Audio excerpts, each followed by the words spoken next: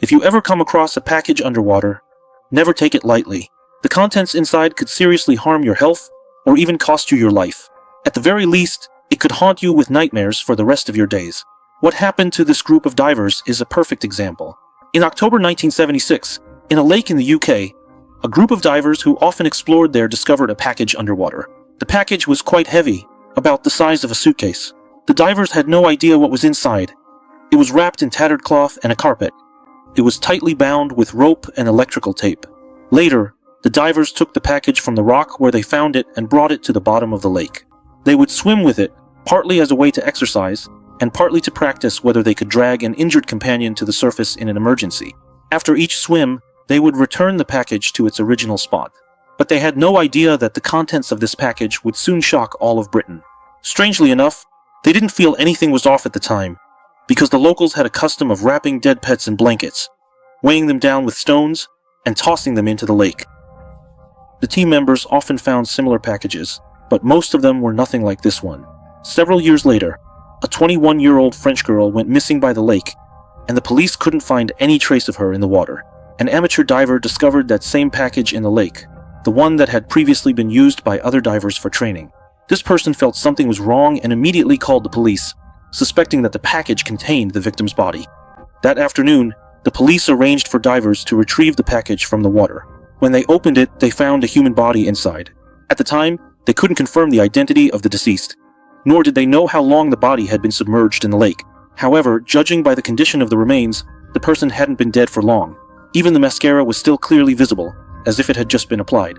But the strangest thing was, the body wasn't that of the missing French girl, because it was clearly a middle-aged woman inside the package. Upon closer inspection, they saw an inscription engraved on the inside of the ring. Margaret. November 15, 1963. Peter.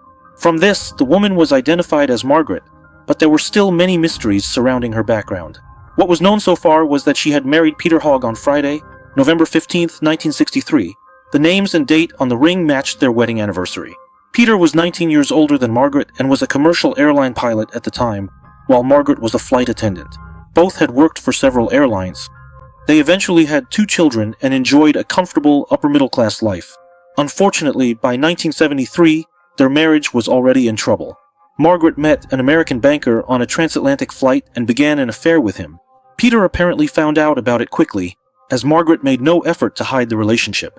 Later, for the sake of the children, he tried his best to turn a blind eye to his wife's infidelity, but Margaret seemed to go out of her way to provoke him.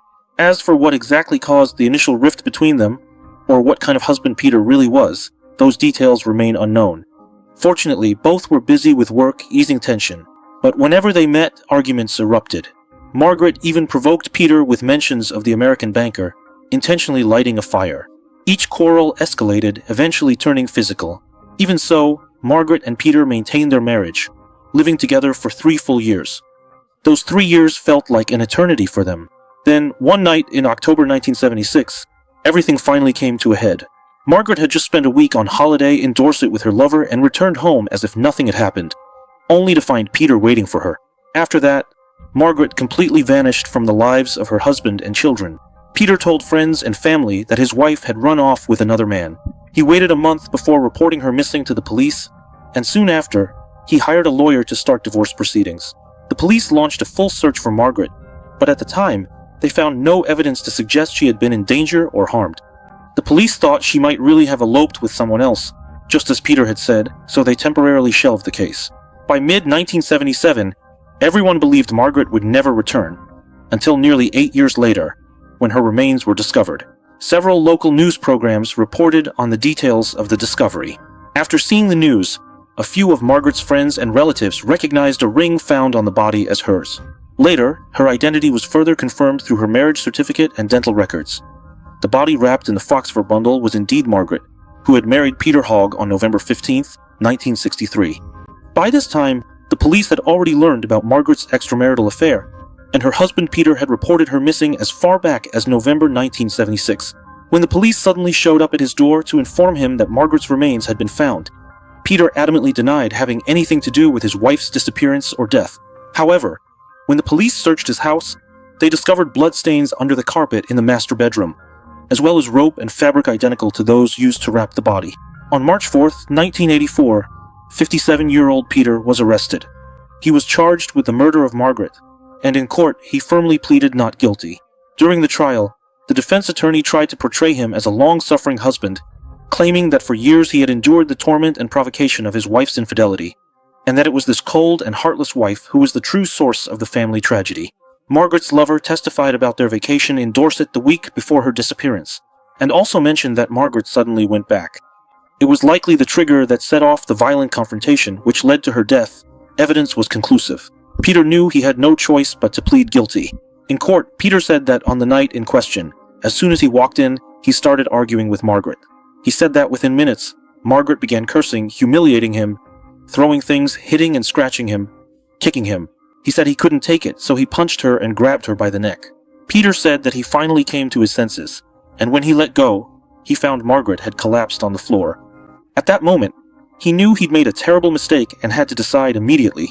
Peter faced two choices: turn himself in, which could mean life in prison and leaving his children without parents, or dispose of Margaret's body, pretend she disappeared, and gamble no one would find out.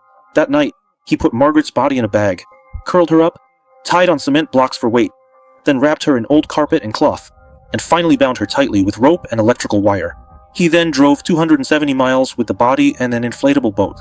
As dawn broke, he arrived at the lakeside, and while it was still not fully light, he pushed the bundle into what he thought was the right spot.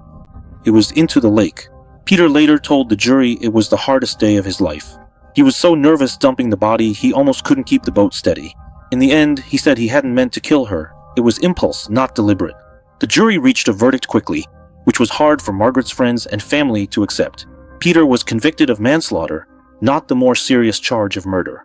Ultimately, Peter was sentenced to 3 years for manslaughter, plus additional time for obstructing justice during divorce proceedings. The sentence was extended by another year for obstruction of justice, making it a total of 4 years. The most chilling part is that Peter deliberately chose the deepest spot in the lake to dispose of the body. He gambled and lost. If the bundle hadn't gotten stuck, this case would have forever been closed as his wife running away with someone else. So here's the question. If you were a member of the jury, would you have convicted Peter of murder or manslaughter? Let's talk about it in the comments section.